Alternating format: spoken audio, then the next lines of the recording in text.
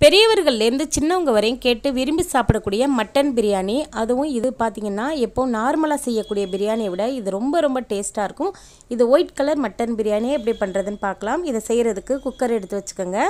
குக்கரில் 2 table spoon நெய் சேர்த்துட்டு இது கூடவே ஒரு 5 டேபிள் ஸ்பூன் அளவுக்கு ரீஃபைண்ட் ஆயில் சேர்த்துக்கலாம். இதில் பட்டை, ஏலக்காய், கிராம்பு, அதுக்கப்புறம் கொஞ்சமாக திராட்சை சேர்த்துக்கோங்க. இது கூடவே முந்திரி பருப்பு சேர்த்தாலுமே ரொம்ப டேஸ்ட்டாக இருக்கும்.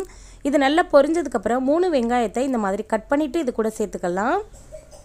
எப்போ நம்ம பிரியாணி செஞ்சாலும் வெங்காயம் நல்ல பொன்னிறமாக நல்ல மொறுமொறுன்னு வதங்கணுங்க. ஆனால் இந்த ஒயிட் கலர் பிரியாணிக்கு பார்த்தீங்கன்னா வெங்காயம் இந்த மாதிரி கலருக்கு தான் வதங்கணும்.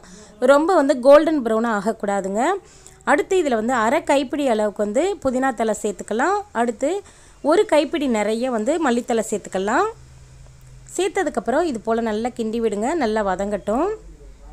இப்போது நல்லா வதங்கினதுக்கப்புறம் இதில் 2 டேபிள் ஸ்பூன் அளவுக்கு இஞ்சி பூண்டு பேஸ்ட்டு சேர்த்துக்கோங்க.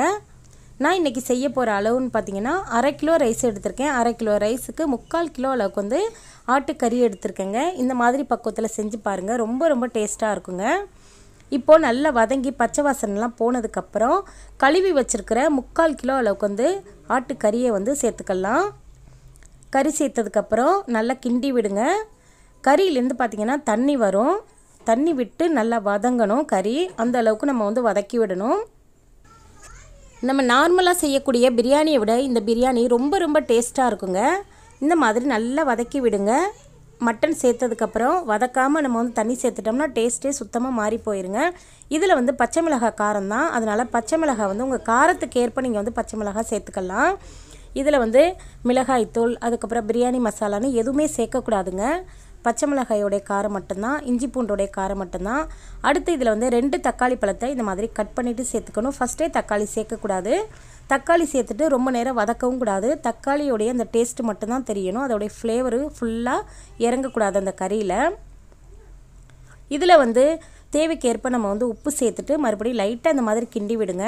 தக்காளி வதங்கக்கூடாது. அதுக்கப்புறம் இதில் 100 ml தயிரை நல்லா பீட் பண்ணிவிட்டு சேர்த்துக்கோங்க. அப்படியே சேர்த்துட்டோம்னா தயிர் திரிஞ்சு போயிடும். நல்லா பீட் பண்ணிவிட்டு தயிரை சேர்த்ததுக்கப்புறம் மறுபடியும் இந்த மாதிரி நல்லா கிண்டி விடுங்க. ஆட்டுக்கறியெல்லாம் நல்லா தண்ணி விட்டு நல்லா வதங்கினதுக்கப்புறம் இதில் தண்ணி சேர்க்கணும். எந்த கப்பால் நீங்கள் அளந்து எடுக்கிறீங்களோ அரிசி, 1 கப்பு அரிசி எடுத்திங்கன்னா 2 கப் அளவுக்கு தண்ணி சேர்க்கணும். இதே பாஸ்மதி அரிசியில் செய்கிறதா இருந்தால் 1.5 கப் அளவுக்கு தண்ணி சேர்க்கணும். நான் இன்றைக்கி துளசி அரிசிங்கிறதுனால 2 கப் அளவுக்கு தண்ணி சேர்த்துட்டு இதை வேக விடணும். மட்டனை வேக விடணும்.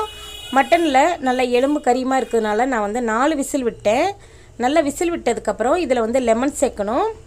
நான் இன்றைக்கி ஒரு லெமனை நல்லா பிழிஞ்சிட்டு இதில் சேர்த்துட்டேன். லெமன் சேர்த்ததுக்கப்புறம் இந்த மாதிரி நல்லா கிண்டி விடுங்க.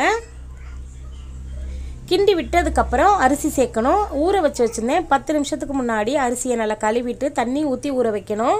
தண்ணியை வடிச்சிட்டு எப்போவுமே அரிசியை ஊற வச்சிடாதீங்க. அப்புறம் பிரியாணி செய்யும்போது 1 2 உடஞ்சி போயிடும். அதனால் எப்போ நீங்கள் அரிசி ஊற வச்சாலும் தண்ணியை ஊற வச்சுட்டு தண்ணியை நல்லா நிறைய சேர்த்துட்டு தான் அரிசி ஊற வைக்கணும். இப்போது நம்மளுடைய பிரியாணி பாருங்கள், இந்த மாதிரி நல்லா கொதித்து வேகணும். விசில் விடுறதுக்கு முன்னாடி இந்த மாதிரி நல்லா கொதித்து வெந்ததுக்கப்புறம் தண்ணியெல்லாம் பார்த்திங்கன்னா அரிசியும் தண்ணியும் ஒரே லெவலுக்கு இருக்குது பாருங்கள். இந்த மாதிரி பக்குவத்துக்கு வந்ததுக்கப்புறம் தான் நம்ம விசில் விடணும். ஒரு விசில் விட்டிங்கன்னா போதும். கரெக்டாக சாஃப்டாக பஞ்சு மாதிரி வெந்து வரும் பாருங்கள். நம்மளுடைய பிரியாணி ஒரு விசில் 5 நிமிஷம் தம்மில் வச்சுட்டு எடுத்துகிட்டேன். சூப்பரான white colour mutton biryani ready ஆயிடுச்சுங்க. எப்போவுமே நார்மலாக நம்ம ஒரே மாதிரி பிரியாணி சாப்பிட்டு போர் அடித்தவங்களுக்கு இந்த மாதிரி பிரியாணியை செஞ்சு கொடுங்க. குழந்தைங்கள்லேருந்து பெரியவங்க வரையும் கேட்டு விரும்பி சாப்பிடுவாங்க. டேஸ்ட்டு அவ்வளோ பிரமாதமாக இருக்குங்க. கண்டிப்பாக ட்ரை பண்ணுங்கள்.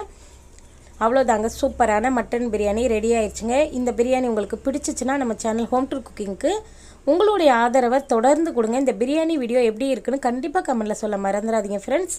தேங்க்யூ. தேங்க்ஸ் ஃபார் வாட்சிங். பாய்.